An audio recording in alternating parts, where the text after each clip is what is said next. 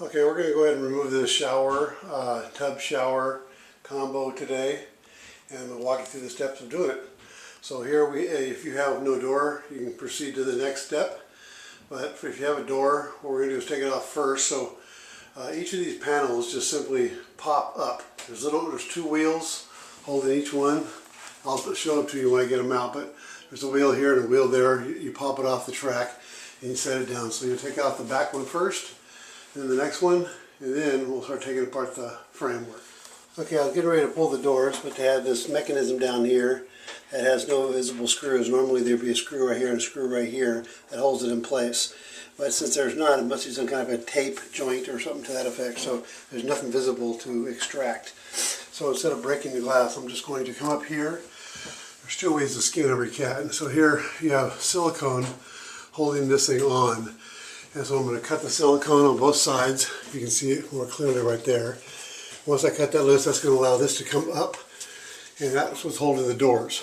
Okay, this framework here is holding the doors. So I pull it up and then I'll be able to get it past this right here. Okay, so that's another way you get the doors up. Okay, as I said, the top of the doors have these wheels. They're hooked up into this track right up there.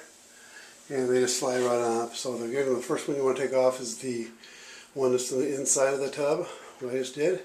You can see the wheels are facing you at that point once you're inside the tub. Okay, now that I've got the doors off, the first thing we'll take off is this header part up here. We'll take this off, it just pulls right off like you can see right here. This comes right off once you cut the caulking. So cut whatever silicone or caulking you have holding it on, it'll pop right off. Then we'll take us 3 screws out on the side channel, here, here, and here. Take the 3 screws out on both sides, and the bottom is not screwed in at all, it's just glued in.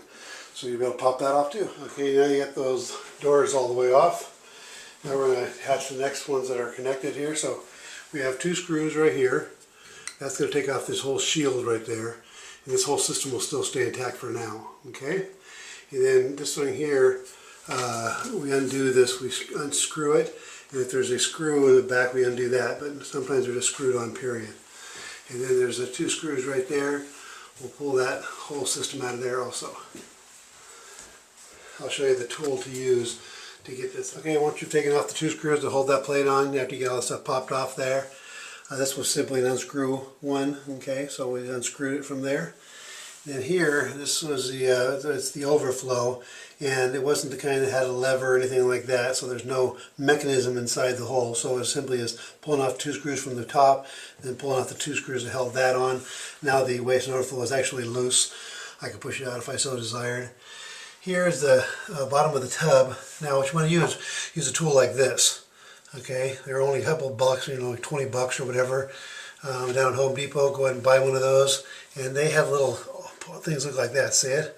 That lines up here. Okay, this one's the large size, and then you have a short size. They have a big size and a small size, and the small size locks it in perfectly, see? Use a crescent wrench and simply unscrew it. Alright. Okay, well occasionally, very rarely actually, I've been doing this for 30 years and I've only encountered 2 of them. This is the second one. But usually they come right out, they just unscrew. That's what that tool is designed to do, but this one's simply stripped and will not come out. So you got to cut it out. It's not a big deal. You'll simply cut around like this, all the way around. That leaves that down there, stays right where it's at. Then once we get the hub out of there, it'll be easy access to cut it out of there, because all the plumbing gets redone anyway. We're putting in a walk-in tub on this job. Okay, you want to simply take your grinder or something to that effect and cut out whatever tool you have. Just cut it out to where it stays by itself. So now the entire rest of the tub can be taken out and that'll remain. Again, once this tub is taken out, that'll be easily exposed to be able to pull it off. Okay? Okay, we're going to go ahead and start removing the tub now. Again, we have all the parts taken apart, so there's nothing holding it to the ground at this point. It's all free. The only thing holding it now to the walls is there's a flange behind the drywall. I got it marked out here with this magic marker, but there's a flange that goes like this. It's about 1.25 inches away from the edge, and there's nails in it periodically, however many. They have all over around the entire tub. There's a flange. So what we're going to do now is simply cut out for the flange, get it all out of there, and then once we got all the drywall cut out of there, we're going to pull the nails or screws or whatever's fastening it to the walls. Okay? Once we do that, you're going to be all set, and we'll show you that. Okay, this is what I described before we started messing with the drywall. So you have about approximately 1.25 inches from here to here. You have, these are screws instead of nails, but you can have either or, and they're just periodically put in. So again, that's what you see. You want to go around the entire perimeter of your tub or your shower combo and expose all that so we can undo the screws, and then we're ready to cut it up and take it apart. Okay, to go ahead and make this cut, I'm using this tool here, which is the oscillating tool. This one just happens to be a DeWalt. It's cordless, so we don't got to mess with wires. So that's nice. And then you have the Sawzall also. So you can use a Sawzall, go around it, and you can use that, or you can use a tool like this. However you want to do it. This makes it real simple. But anyway, just get her done. Okay, see what we had here.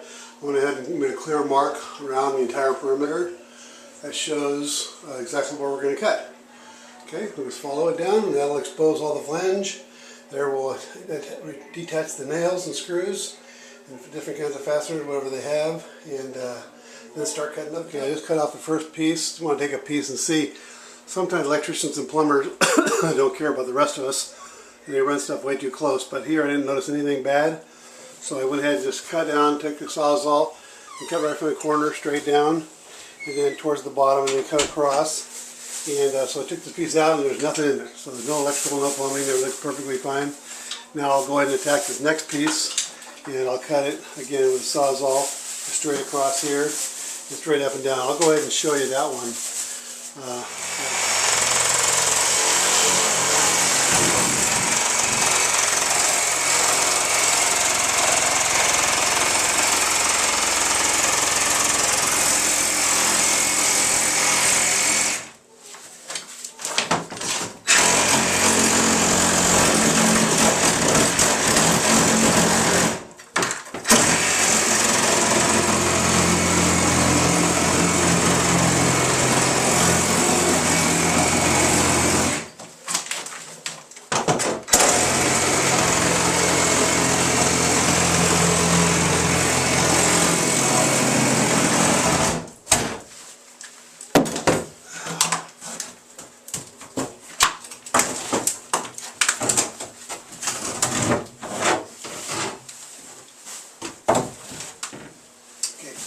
Okay, we took the back panel out now, and you can see this piece of insulation fell down, but it was setting up just like that one there. Look at this, it's completely been pulled up somehow. I mean, that doesn't make any sense. This is an interior wall, and it has full insulation. It's only a 2x4 wall, but this is a 2x6 exterior wall, and there's no insulation.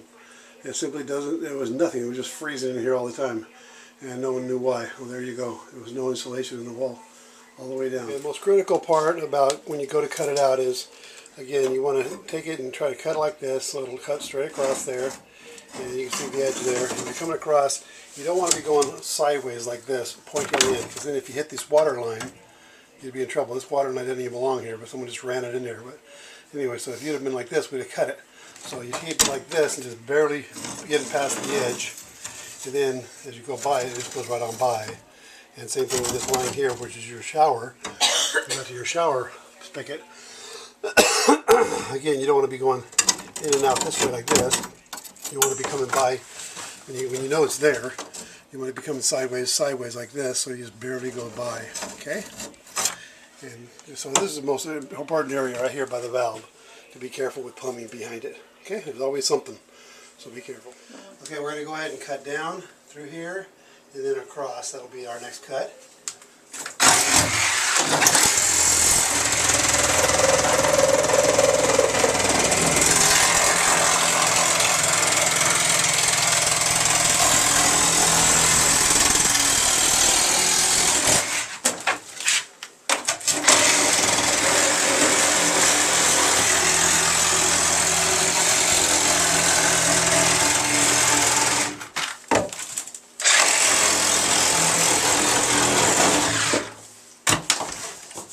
And it